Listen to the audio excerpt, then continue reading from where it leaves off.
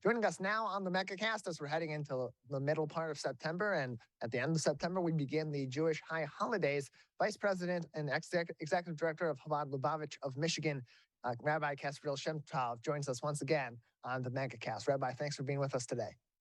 Hi, good to be here. Good to have you with us Good to as well. see you again. Yes, good to see you as well, Rabbi.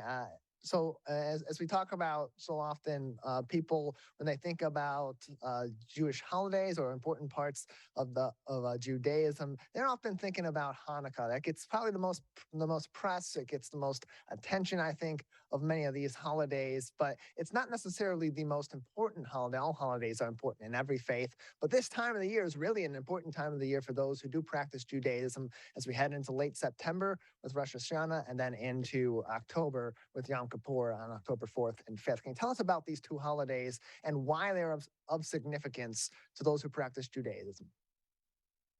Well, Rosh Hashanah is the first day of the Jewish New Year, and it's also the name Rosh Hashanah tells you the story. Rosh Hashanah means the head of the year.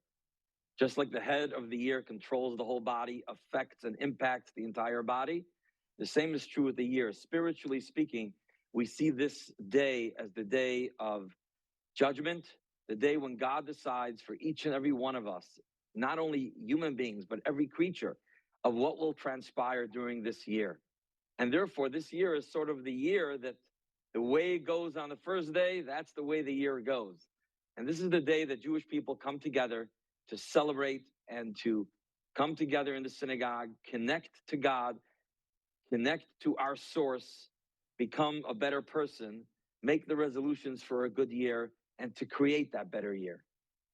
And there's also some really important messages too in this. It's kind of that clean slate moment that we kind of get in the general population of people worldwide on January 1st of a new year. It's really a similar feeling for practicing Jews in Michigan and around the world who are celebrating these high holidays later on this month and as we head into October. But can you speak to how that element of rejuvenation and redemption and a clean slate really plays into an important part of what this holiday and these holidays mean? Absolutely. You know, it's interesting because this month, the last month of the Hebrew year, before the high holiday, is the month of Elul. And during this month, that's the time when we do our introspection, our accounting, like you would do in December, you know, to plan before the audit, before you come to the first day of the year. And there's an interesting metaphor that's given for this month. And the metaphor is the king is in the field. You know, just now in the news, we have, in our day and age, who would think we're going to be crowning a king, but it's there. Millions of people are calling, save the king. Well, in the spiritual journey, we talk about God as king. And the month before that first day of the year, the king comes out to the field. We could be we could be sitting on our tractor, we could be plowing the field, we could be dirty, we could not be prepared. We haven't been around the palace in a long time, but the king comes out to us and he's smiling, he embraces us. And that's because this month is a month in Jewish tradition when a Jew comes clean, when we are able to embrace God, even no matter what our year was like, that we can come to that first day with a clean slate, exactly as you have expressed, and be able to begin a fresh new year. And we do that by taking on new resolutions and by looking forward to a year of bringing goodness and kindness into the world and into ourselves. So over the last few years with COVID-19, you and others in the local Jewish community here in southeastern Michigan have put together a number of different events to help people celebrate the high holidays and other holidays as well, and times of gathering in the Jewish faith. And that's happening again this year at the Shoal of West Bloomfield, where they're going to have high holidays celebrations for Rosh Hashanah on September 25th through the 27th, as well as Yom Kippur from October 4th and on October 5th. Can you tell us about these celebrations that are going to be happening at the Shoal in West Bloomfield and how Jews in the local area can participate in this, and maybe other people too that would like to learn more about this important time of year for those who practice Judaism? Correct. Well, I am here today as the rabbi of the shul Chabad-Lubavitch, which is the shul that you're talking about. but you opened up with my title as Rabbi of Executive Director of Chabad-Lubavitch of Michigan.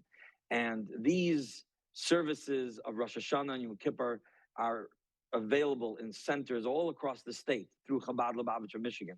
And at a later date, we'll be able to share that information. There's a special website where they can get that. So anyone, wherever closest to where they live, can participate. In terms of the shul, we have wonderful services planned for this upcoming high holiday for Rosh Hashanah. And it's a time when the community comes together.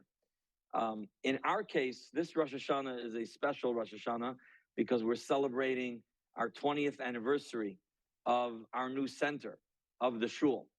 You know, it was 20 years ago, it feels like yesterday, that we opened up our new center. The first gathering and the first services was on the eve of Rosh Hashanah 20 years ago. And it was interesting because even that morning, we were still laying the tile while that evening was going to be this big holiday and hundreds of people coming. But everything was we came in right into first base, at the last moment. And that was an exciting time. And there was a lot of excitement within the community because it was a new center. It was a beautiful building. And we opened it for all. We had a big sign in front that said, "It's a home for every Jew." The shul is based on the teachings of the Rebbe, the Lubavitcher Rebbe of blessed memory, that taught us that we have to be able to open up to every person, no matter walk of life. They should all feel welcome. There should be no judgment, and everyone is welcome. And many people came to the shul to be able to celebrate, and that started on that first night of Rosh Hashanah. So this year, in addition to it being a time when we celebrate and have the blowing of the shofar, which is the highlight of the holiday, we blow the ram's horn. It's the special biblical commandment that we do on Rosh Hashanah. And that's all going to be happening this Rosh Hashanah here at the shul. And everyone's invited. Every member of the community is invited. You can find more information on theshul.net. That's THESHUL.net for more information on their high holiday celebrations that are happening September 25th through October 5th at the Jack and Miriam Schenkman building, located in West Bloomfield, just off of Maple Road. At the exact address, 6890 West Maple Road. You can also call them 248-788-4000. 248-788-4000 for more information. And Rabbi, what sort of celebratory events will be happening during that week at the shul to celebrate these two really important holidays for local Jews? Well, I want to tell you about an event that we're having prior to Rosh Hashanah, sure, as a prep for Rosh Hashanah, which is going to be on Wednesday night, this coming Wednesday night, the 14th, here at the shul. We are going to begin to celebrate the 20-year celebration. And we're calling it Broadway Night at the shul. And this is David Babinet. He's a wonderful singer. He'll be singing opera, Jewish music, Hasidic music, all, kind of a mix, and cantorial music. And he'll be presenting for us. He's also telling a personal story because he made a journey of Judaism. You opened up today's show with this segment with how many Jews are familiar with Hanukkah and Passover, but not necessarily Rosh Hashanah. In fact, that's exactly what David Babinet told me when he grew up. All he knew about was Hanukkah and the Passover Seder. He knew very little about his Judaism. And it was only after he went to school and he became a singer that he was introduced to that journey. And he's going to tell that story with his music. He has a beautiful presentation to make. And in addition, what's interesting with him is he's a mixologist, and he makes this incredible presentation of drinks, which is created with a theme. And this way I could teach about Rosh Hashanah as well, because in our case, what he does many times is he has you drink from a fruit. And they're very, very beautiful, tasty presentations. And this time he has you drinking out of a pomegranate. Why a pomegranate? So Rosh Hashanah is famous, very well known with the tradition of eating apple and honey. You take the apple, you dip it into the honey, and you bless each other with a sweet year. Okay, that's one of the traditions of Rosh Hashanah. What's not as well known is the tradition of eating a pomegranate on the eve of Rosh Hashanah. Why a pomegranate? So a pomegranate has many seeds, and it's a sweet fruit. And our tradition teaches us that, we come on the first day of the year, and I said, it's the new year, it's a day of judgment. And you kind of could be looking at another person and thinking, they don't have that many good mitzvot. They don't have that many good deeds. I don't see in them any goodness.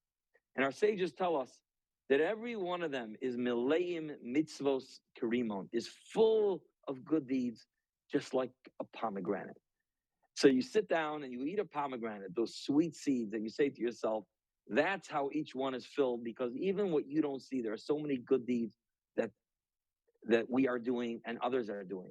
So Rosh Hashanah is also a time when we eat that pomegranate and remind ourselves the good in each and every one of us.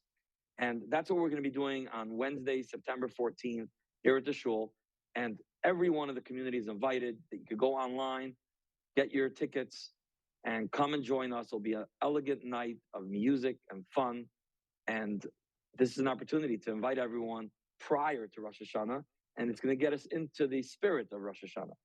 You can join them on Wednesday of this week, 6:30 p.m. at the Shul, the Jack and Miriam Schenkman building in West Bloomfield on Maple Road. Again, theshul.net for more information. That is the Shul, THESHUL.net for more info. And once again, Broadway at the Shul, September 14th, 6:30 p.m. That's this week, Wednesday. The Rosh Hashanah celebration, September 25th through the 27th at the Shul, followed by October 4th and 5th celebration for Yom Kippur. Rabbi Shemtov, thank you very much for joining us today. Thank you. Thank you.